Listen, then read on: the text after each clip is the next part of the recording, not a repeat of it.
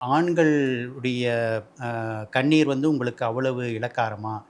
அ ஒரு பெண் என்ன சொன்னாலும் அத வந்து உடனே அப்படியே நம்பிடணுமா? ஜெயம் ரவி ஒரு பெரிய ஹீரோவாக இருந்தும், அ எந்த ஒரு பெரிய ஹீரோவும் அதுபோல மீடியாக்களுக்கு முன்னாடி கண்ணீர் விட்டு அழுதிருக்க மாட்டார். ஆனா, அதையும் இவர் செய்தாருன்னும்போது, அது அந்த இமேஜ கூட அவர் பார்க்கல.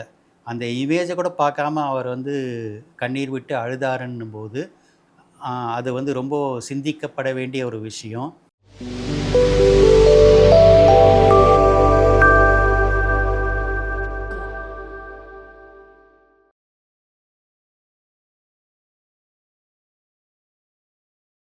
வீரா மீடியா நேயர்களுக்கு வணக்கம். நான் உங்க தொகுப்பாளினி லோகு சுஜி. இன்னைக்கு நிகழ்ச்சியில நம்ம கூட பத்திரிகையாளர் மற்றும் பிஆர்ஓ வித்தகன் சேகர் அவர்கள் இணைஞ்சிருக்காரு. சினிமா சார்ந்த நிறைய விஷயங்கள் இன்னைக்கு அவர் கூட பேச போறோம். வாங்க பேசலாம். வணக்கம் சார். வணக்கம் சுஜி. நேயர்களுக்கு அன்பு வணக்கம். எப்படி இருக்கீங்க?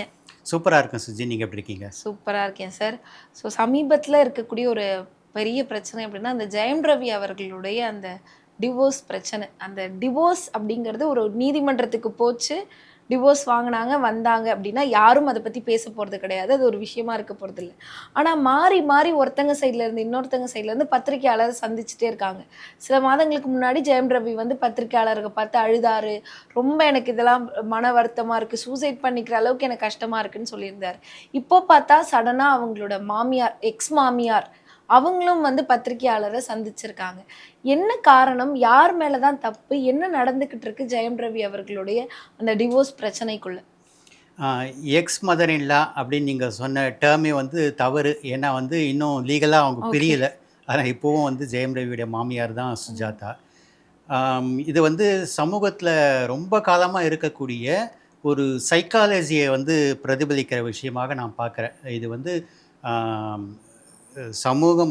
சமூகம் மட்டும் இல்லாம, முக்கியமா சட்டம் இத வந்து தீவிர கவனம் செலுத்த வேண்டிய ஒரு பிரச்சனை அப்படின்னு நான் பார்க்குறேன். என்னன்னா, ஆம், காலகாலமாகவே ஒரு ஆம்பள அழுதாக்கா, அ பொம்பள மாரி அழறான் பாரு, ம். அப்படின்ட்டு அவன வந்து கேவலமா பேசுவாங்க. ஆமா.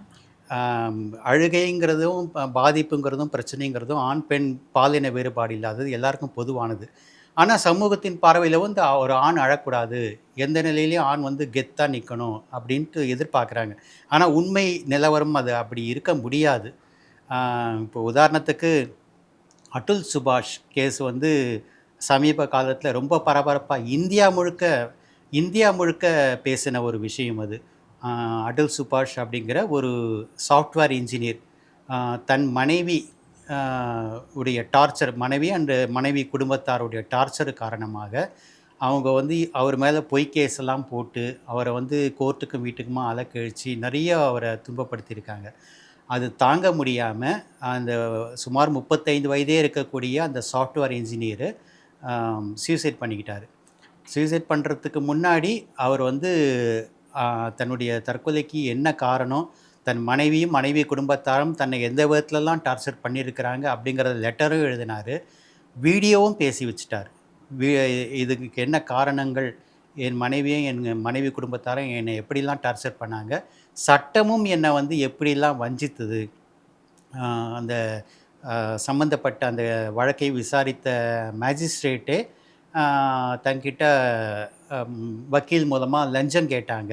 ஓகே. அந்த லஞ்சம் குடுக்காததுனால தனக்கு எதிரா வந்து தீர்ப்பு குடுத்தாங்க. அ இந்த மாரியான பல விஷயங்களெல்லாம் வந்து வெளிப்படுத்திட்டு இறந்து போனாரு. இது வந்து இந்தியா முழுக்கவுமே அதிர்வலைகளை ஏற்படுத்துச்சு. அ ஆண்களுடைய கண்ணீர் வந்து உங்களுக்கு அவ்வளவு இளக்காரமா?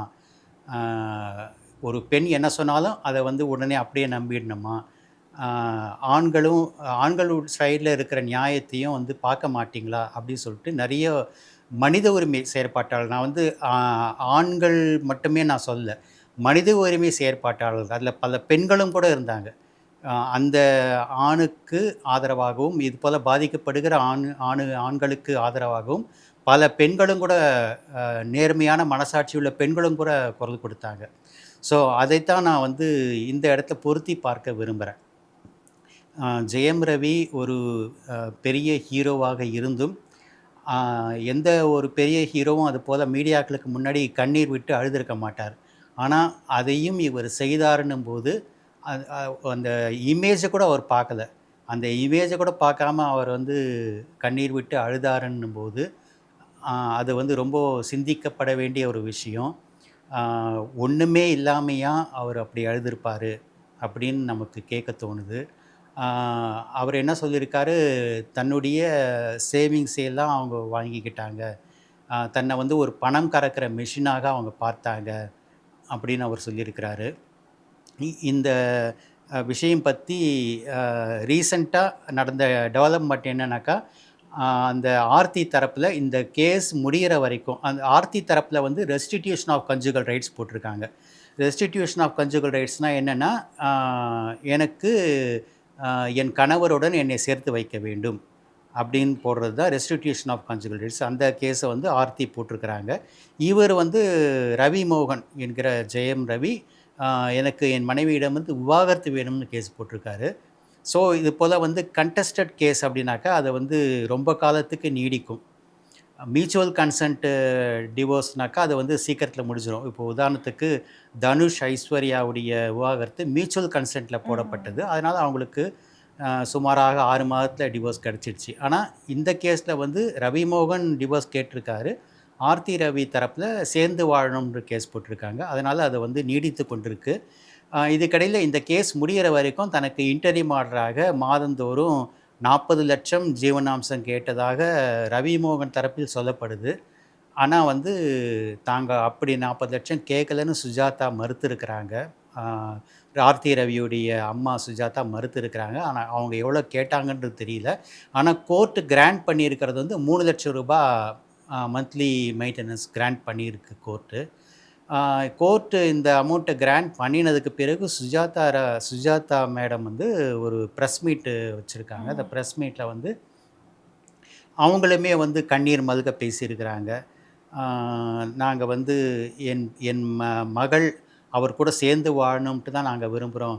நாங்கள் எதுக்காக அவரை வந்து அவமானப்படுத்த போகிறோம், எதுக்காக வந்து அவரை வந்து பிரியணும்னு நாங்கள் நினைக்க போகிறோம்.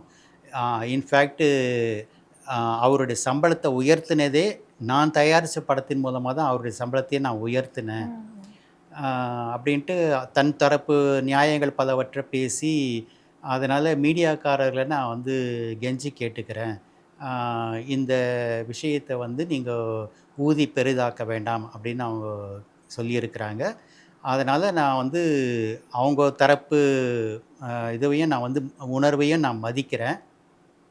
ஆனால் பொதுவாக நான் என்ன சொல்கிறேன்னா, இது வந்து நான் ஜெயம் ரவி விஷயத்துக்காக நான் சொல்கிறது கிடையாது. பொதுவாக சொல்லக்கூடிய ஒரு கருத்து, ஒரு ஆண்